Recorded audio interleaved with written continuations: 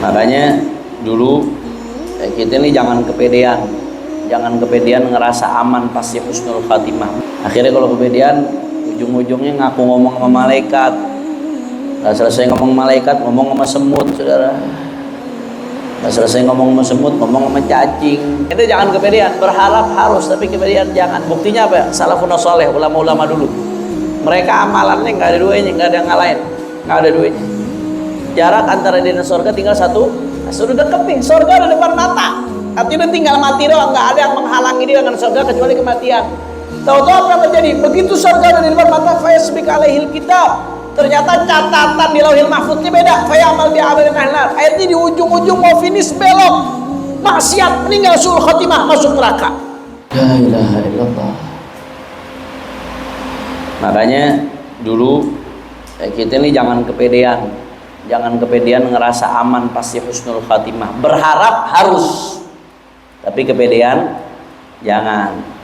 Berharap husnul khatimah wajib kita berharap, tapi kepedean mah saya istiqomah ngaji di kampung Bandan pasti husnul khatimah udah. Nah, jangan kepedean ente, siapa ente? Jangan kepedean. Akhirnya kalau kepedean ujung-ujungnya ngaku ngomong sama malaikat, nggak selesai ngomong malaikat ngomong sama semut, saudara. Nggak selesai ngomong sama semut ngomong sama cacing. Asyikuli inna rahmatan nafi ma'allah. Gara-gara kepedean dong begitu-begitu tuh. Ujung-ujungnya ngomong sama malaikat, ngomong sama semut, ngomong sama cacing. Terakhir beredar lagi videonya ngomong apa tuh? Bidadari terakhir tuh. Asyikuli inna nafi ma'allah. Gara-gara kepedean tuh yang begitu tuh. Pede berharap boleh, kepedean jangan. Berharap boleh, kepedean jangan. Itu kalau dimasukin ke RSJ orang rumah sakit jiwa minder sama dia, saudara. La ilaha illallah. Wa qad ishtadda khawfus salafis salih rahimahullah min su'il khatimah. Ente jangan kepedean, berharap harus tapi kepedean jangan. Buktinya apa ya? Salafun salih, ulama-ulama dulu, mereka amalannya nggak ada duanya, nggak ada yang ngalahin, nggak ada duanya. Tapi meski demikian ishtadda khawfus salafis salih min su'il khatimah. Mereka takut banget dari su'il khatimah. Padahal amalannya nggak ada duanya. Ibadahnya top, sholat sunnahnya top, ninggalin maksiatnya top, tapi meski demikian nggak kepedean, tetap takut su'ul khatimah. Oh, banyak ceritanya yang model begitu, banyak. Tetap mereka takut su'ul khatimah. Ya, sampai banyak ulama salaf itu yang nangis. Ulama salaf itu yang nangis luar biasa kalau mereka baca hadis Nabi sallallahu alaihi wasallam, "Fawalladzi la ilaha ghairuh, inna ahadakum la ya'mal 'amala ahli jannah bi'amali ahli jannah hatta ma yakuna bainahu wa bainaha illa dhira', fayasbiq 'alaihi al-kitab fay'amal bi'amali ahli an-nar fayadkhulaha." Bagian ulama salaf nih kalau dengar ayat ini nangis, takut betul, takut banget. Apa hadisnya?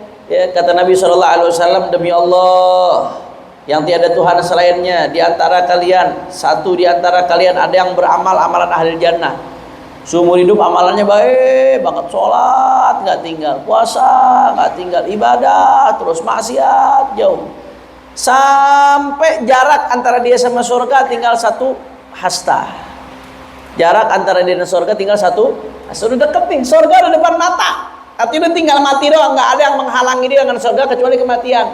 Tahu-tahu apa yang terjadi? Begitu surga ada di depan mata, fayasbik alaihil kitab. Ternyata catatan di lauhil mahfudnya beda. Fayamal bi'amalin ahlar. Akhirnya di ujung-ujung mau finish belok, maksiat, meninggal suul khatimah, masuk neraka. Kata Nabi SAW, hati-hati, ada yang model begitu. Ada yang model begitu, hati-hati. Sebagian ulama salaf nih kalau baca ayat ini, kalau baca hadis ini nangis, takut, ya Allah, jangan sampai itu saya, ya Allah, jangan sampai itu saya, ya Allah. Seumur hidup berusaha ngamalin amalan ahlu surga, atau di akhir suul khatimah. Makanya ya, rasa takut itu akhirnya yang membuat mereka minta terus sama Allah. Kalau udah minta terus sama Allah, tanda bakal dikasih. Lau lam turidna ila ma arju wa atlubuhu min faydi fadlika ma alhamtani talaba. Ya Allah ya Rabb, kalau kau nggak mau ngasih, kau nggak akan gerakkan aku untuk minta ya Allah. Aku minta ini karena engkau yang gerakkan ya Allah. Kalau engkau terus-terusan gerakkan aku untuk minta, berarti kau akan ngasih Allah.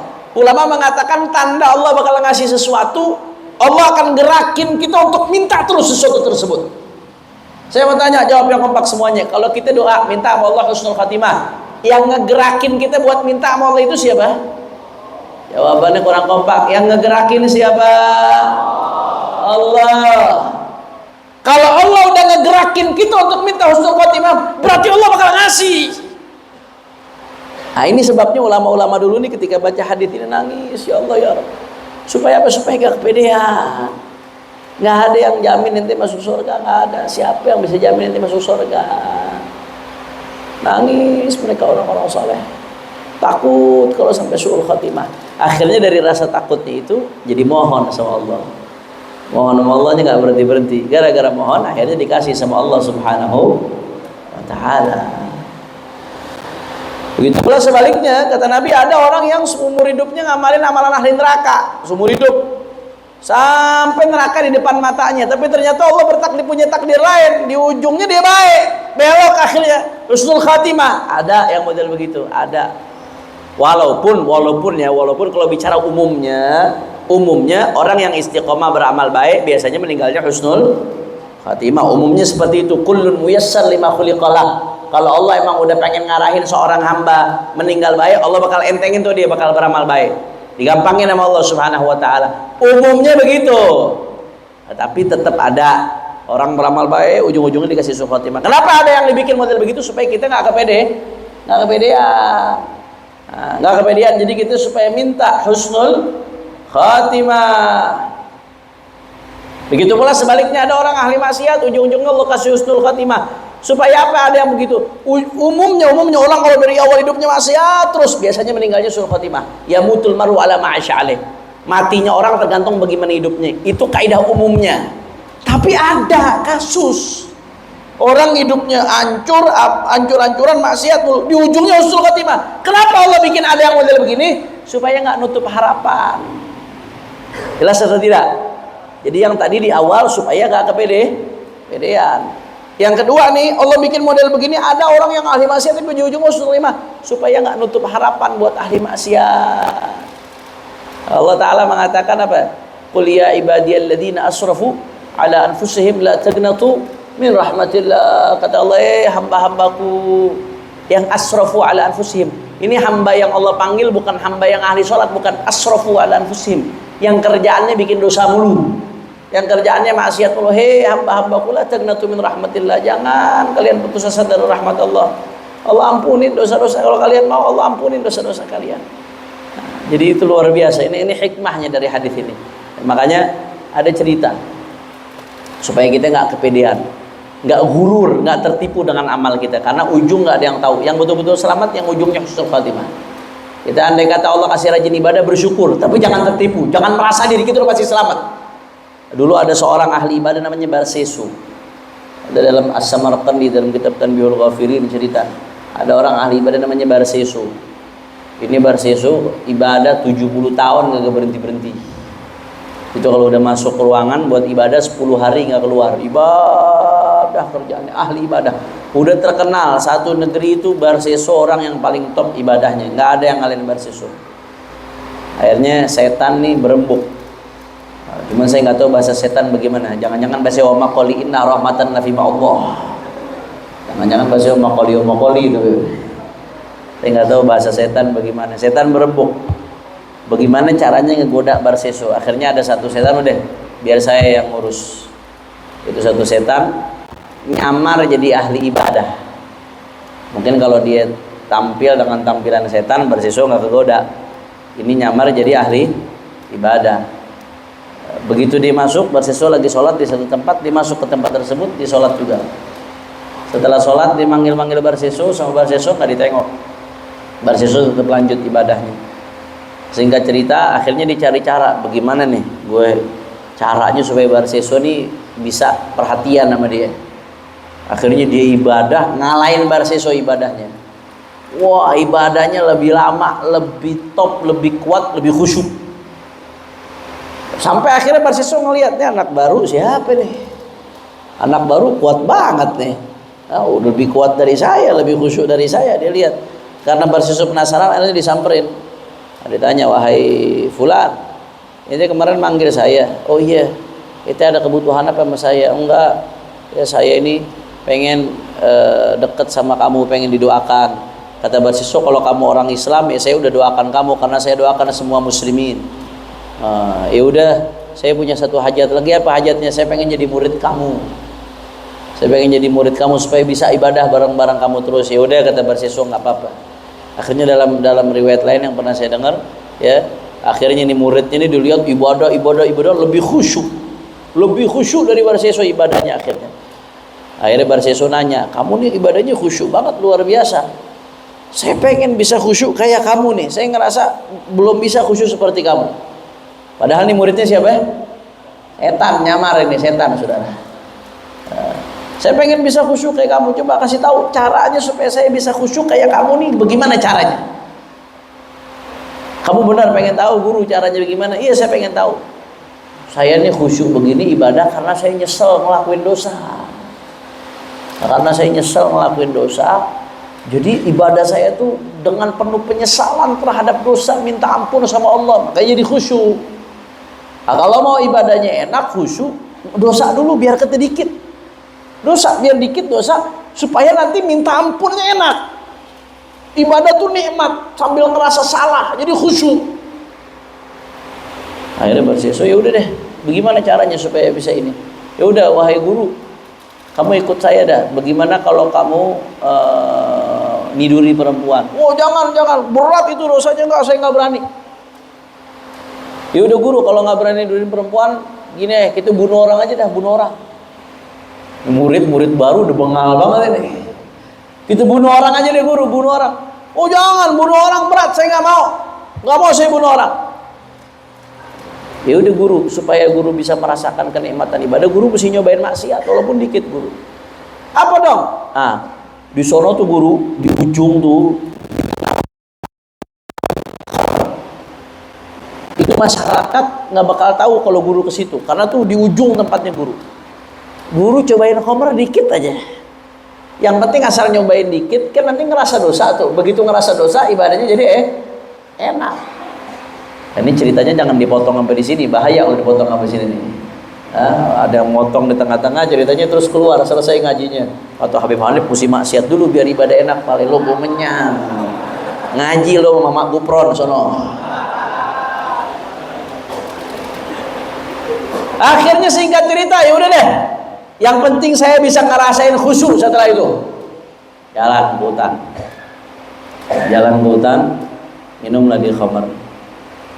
Minum khamr, yang namanya khamr itu nagih, nggak bisa orang minum dikit airnya nambah sampai ngefly mabok. Yang namanya khamr itu ummul khaba'ith, Bapak Ibu sekalian. Khamr itu kelihatannya sederhana, tapi dia biangnya segala kebejatan. Nabi namain ummul khaba'ith. Nabi sebut khamr itu biangnya kebejatan. Karena orang kalau udah mabok, ya akalnya hilang. Kalau udah akalnya hilang, apa aja dilakuin. Begitu dia udah mulai mabok, ngefly, dilihat, wah ini perempuan mbak-mbak yang jaga khamr, cakep nih, diperkosa. Tadinya nggak mau zina, akhirnya gara-gara khamr jadi zina. Orang kalau zina belum tentu mabok. Orang ngebunuh belum tentu zina. Tapi orang kalau udah mabok, dia zina. Dia ngelakuin yang lain. Itu tuh makanya Nabi sebut ummul khaba'ith. Nabi sebut yang namanya khamr, segala yang memabukkan, narkoba, narkotika. Orang kalau udah otaknya rusak, semuanya dikerjain, saudara. Udah nggak bisa nimbang mana yang baik, mana yang buruk, nggak bisa kendalikan dirinya. Awalnya dari mabuk dulu, habis itu ngerembet ke kebejatan yang lainnya, ikhwan. Akhirnya Barsiso udah dilihat perempuannya cakep nih, diperkosa. Begitu diperkosa, ketahuan sama suaminya, sama muridnya digodain. Wah guru, ini suaminya ketahuan nih guru, ini bisa bahaya. Bunuh aja guru, bunuh itu suaminya, bunuh perempuannya, dibunuh dua-duanya. Suaminya dibunuh, perempuannya dibunuh. Begitu selesai ngebunuh, akhirnya apa yang terjadi? Ya, itu ada tukang, niatnya kan nutupin, ngebunuh tuh buat apa? Nutupin. Ada tukang kayu lewat. Orang yang lagi nyari kayu di tengah hutan lewat, dilihat, wah itu Barsiso tuh. Ini yang terkenal alim ini Barseso, ini orang ahli ibadah. Dilihat lagi ngebunuh 2 orang ini. Akhirnya diseret itu Barseso sama tukang kayu, diumumin ke masyarakat, "Suf, ini Barseso lagi mabok, ngebunuh orang, merkosa." Diseret di tengah-tengah masyarakat, diikat mau dibunuh sama masyarakat Barseso ini. Begitu dia lagi diikat mau dibunuh sama masyarakat, datang lagi setan. Kata setan, kamu sekarang mau lolos nggak? Ini keadaan kamu genting. Kamu mau lolos nggak dari keadaan ini? Mau, saya pengen lolos dari keadaan ini. Saya nggak sanggup. Saya nyesel. Kalau kamu mau lolos dari keadaan ini, kamu nyatakan dulu, kamu beribadah menyembah aku, kata setan. Kalau kamu menyatakan demikian, kamu akan saya loloskan dari keadaan ini. Barseso mengatakan, saya tangan diikat. Bagaimana saya bilang mau nyembah kamu? Sedangkan tangan saya diikat. Saya nggak bisa nyembah kamu, nggak bisa sujud. Kata setan, nggak usah ngelepas tangan. Kamu cukup ngasih isyarat pakai mata dan kepala kamu. Kalau kamu mau nyembah saya, langsung saya akan tolong. Begitu dia ngasih isyarat nih, masyarakat udah mau bunuh dia.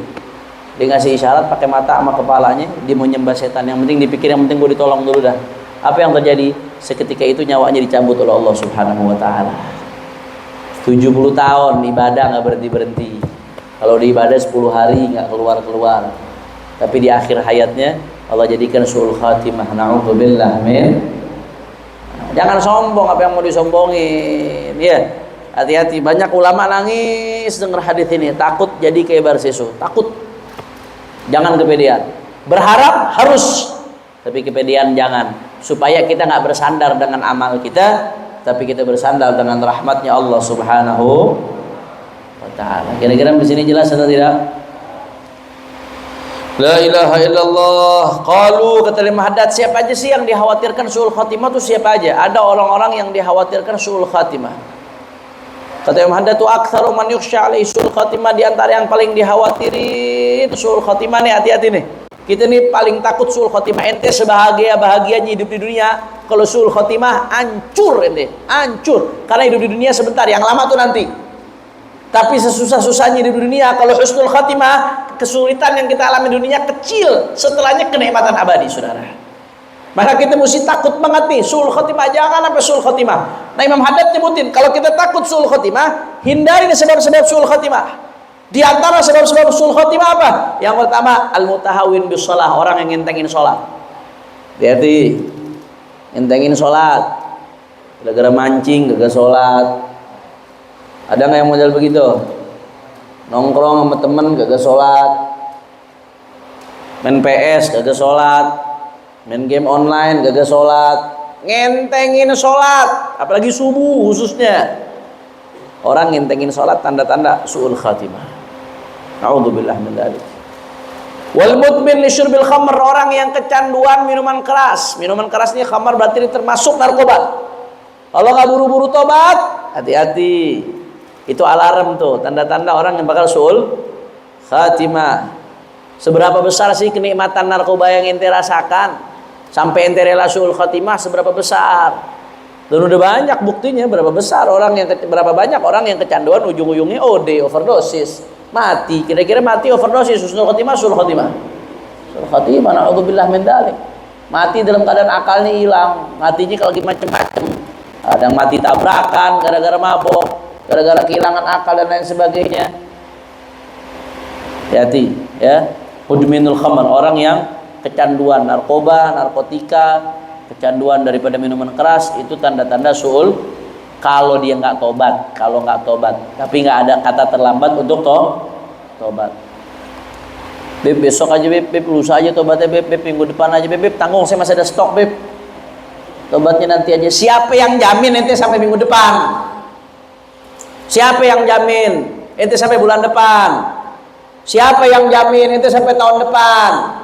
Berapa banyak orang yang hari ini ikut ngaji bicara soal kematian, besoknya kita udah nguburin dia. Kalau husnul khatimah, alhamdulillah. Tapi kalau belum tobat, ya ikhwan, ya jangan nunda-nunda tobat.